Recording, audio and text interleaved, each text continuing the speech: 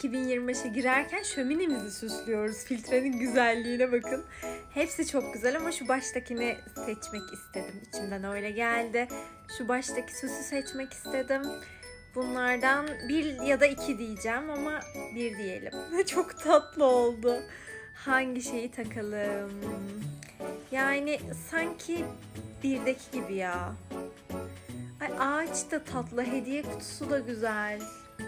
Ne olsun? Hediye kutusu olsun. Ay çok tatlı.